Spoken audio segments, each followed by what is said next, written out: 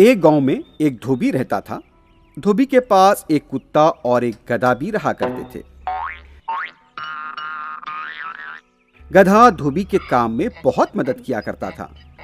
कुत्ता भी धोबी के घर की हिफाजत किया करता था।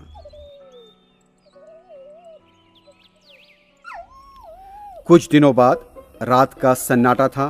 पूरा गांव अपने घरों में सो रहा था, लेकिन अचानक धोबी के घर चोर आया। गधे ने चोर को देख लिया और वो कुत्ते के पास जाकर कहने लगा,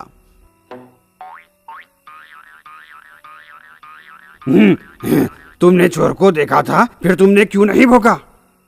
गधे ने जब गुस्से से पूछा तो कुत्ते ने जवाब दिया, आजकल हमारा मालिक हमारा ख्याल नहीं रखता, खाना भी नहीं देता, परवाह भी नहीं करता। हमें बराबर जो भी देखना है वो भी नहीं देता, तो मैं क्या जिम्मेदारी निभाऊं? इस पर गधे ने कहा, यह बहस करने का वक्त नहीं है। ये वक्त हमारी ईमानदारी साबित करने और हमारे मालिक के भरोसे को कायम रखने का है।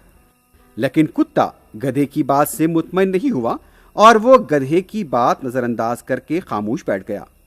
अब गधे के ये समझ में नहीं आया कि आखिर धोबी की मदद कैसे करें।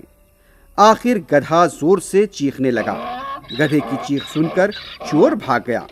धोबी के घर वाले नींद से बेदार हो गए। धोबी जब नींद से बेदार हुआ तो उसने देखा कि वहां पर बाहर कोई नहीं है। उससे गुस्सा आ गया।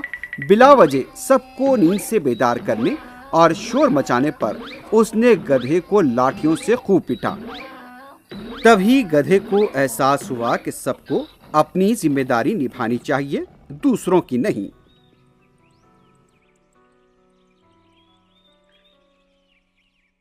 Hi kids! Hope you like the video. Subscribe for more videos.